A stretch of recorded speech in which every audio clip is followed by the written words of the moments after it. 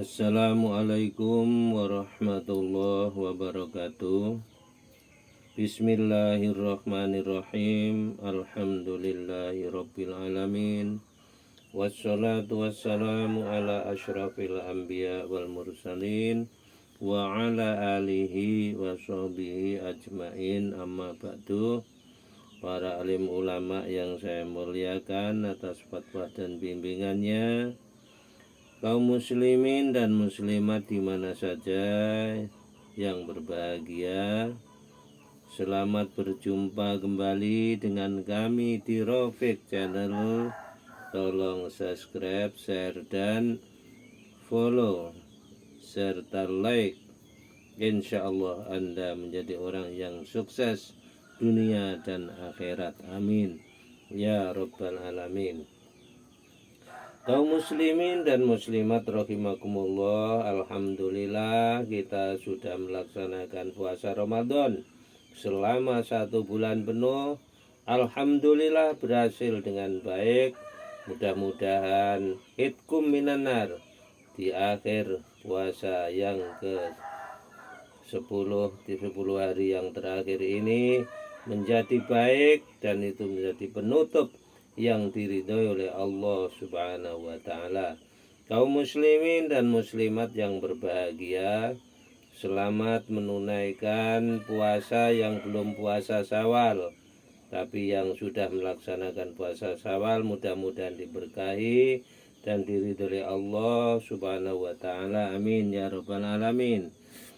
Kaum muslimin dan muslimat yang berbahagia, Rasulullah sallallahu alaihi wasallam semoga memberikan syafaat kepada kita, terutama kepada anak istri dan keluarganya serta para sahabatnya, dan kita semua sebagai pengikutnya. Mudah-mudahan di yaumil kiamah nanti ketemu dengan Rasulullah sallallahu alaihi wasallam. Rasulullah akan membimbing kita menuju syafaatul uzma. Ya, mudah-mudahan dikabulkan oleh Allah Subhanahu wa taala. Amin ya rabbal alamin. Kaum muslimin dan muslimat yang berbahagia, di sini pagi hari ini akan saya sampaikan 5 orang yang gak boleh dijauhi agar hidup kita bahagia. Kalau kita ingin bahagia, 5 orang ini jangan dijauhi, dekati saja. Walaupun mungkin akhlaknya kurang baik, mungkin dia punya kebiasaan yang kurang cocok dengan hukum Islam, tapi harus dihormati, harus disayangi, disenangi 5 orang ini. Siapakah orang 5 itu? Yaitu Rasulullah sallallahu alaihi wasallam bersabda dalam hadisnya, man istakhafa khamsan khasira khamsan, yaitu siapa yang meremehkan 5 orang maka bisa merusak 5 orang yang lain. Jadi 5 orang ini wajib didekati, wajib disayangi, walaupun akhlaknya buruk. Akhlaknya buruk, tetapi wajib kita senang dengan dia. Siapakah itu? Yang pertama, ulama. Ulama itu ada 2 macam, ada ulama yang soleh, ada ulama yang ghairus soleh. Artinya enggak soleh. Ulama yang bagus, ulama yang enggak bagus. Ulama yang bagus, ulama yang menjalankan perintah-perintah Allah, ya. Ulama yang takut kepada Allah. Ulama yang enggak bagus mungkin ada ulama yang memberikan fatwa-fatwa semaunya saja, kurang benar memberikan fatwa. Ya, ada yang tidak cocok dengan ulama-ulama yang lain. Makanya al ulama warasatul anbiya. Ulama ini warisan Nabi, walaupun bagaimanapun. Ya, ulama yang baik, ulama yang tidak baik, ini ulama warisan Nabi, perlu kita taati, perlu kita junjung tinggi. Ulama ini ada yang ilmunya tinggi, ada yang ilmunya sedang, ada yang ilmunya rendah. Tapi ulama namanya karena orang dia mengetahui dalam situasi agama Islam. Nah ini. Walaupun ulama ini nggak pernah ngimam di masjid, nggak pernah pidato, nggak pernah ceramah, tapi dia seorang ulama yang mengetahui agama. Ya, walaupun kerjaannya mungkin tukang nyangkul, tukang upahan, ya, apakah dia tukang mencari sampah dan lain, mencari barang bekas dan lain sebagainya, tapi dia seorang ulama, itu harus dihormati. Apalagi ulama yang soleh, ya, ini harus dihormati. Ulama yang tidak soleh saja harus dihormati. Dan makanya jangan meninggalkan 5 orang diantaranya ulama. Makanya ulama yang bagaimanapun harus dihormati. Mungkin dia nggak pernah masuk masjid, tapi dia seorang ulama. Ini harus dihormati karena dia mungkin mempunyai fatwa yang menguntungkan masyarakat. Kemudian yang kedua adalah umara. Ati Allah wa ati Rasul wa uli amri minkum. Taati Allah, taati Rasul, dan taati peraturan pemerintah. Mungkin di dalamnya itu ada oknum-oknum yang kurang baik akhlaknya. Nah itu walaupun begitu harus dihormati, harus ditaati, karena umara adalah pemimpin kita dalam pemerintahan.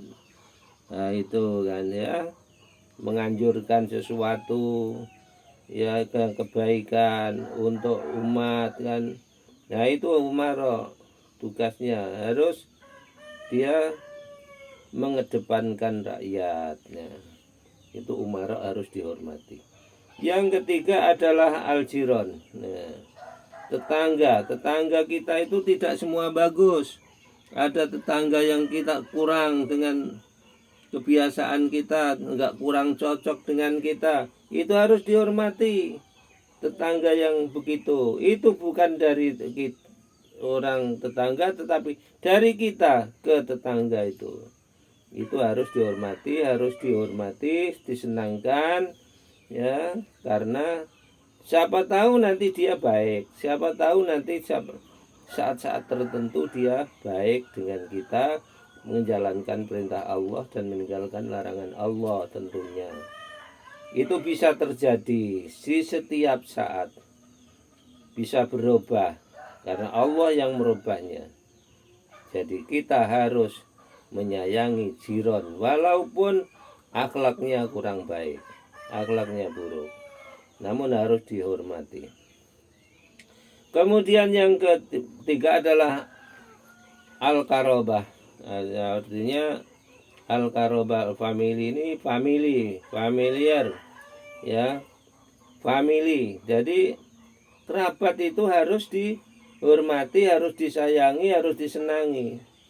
Karena kerabat ini urusan rumah tangga yang paling dekat ini kerabat.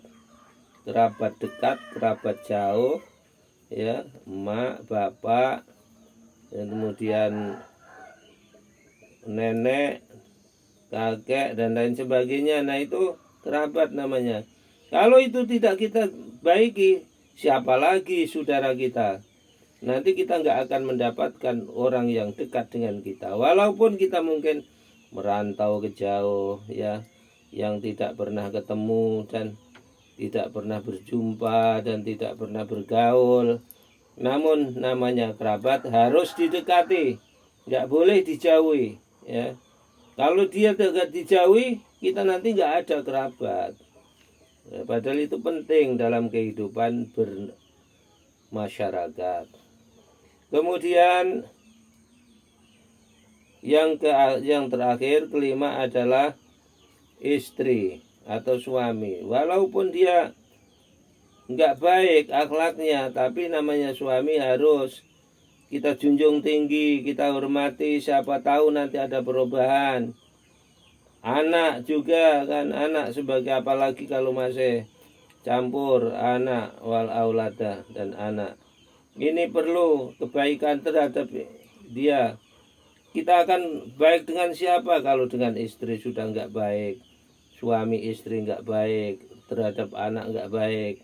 Itu harus orang 5 ini dihormati, terutama anak dan istri atau suami. Makanya dia akan tentram dalam rumah tangga, akan mencari nafkah dia.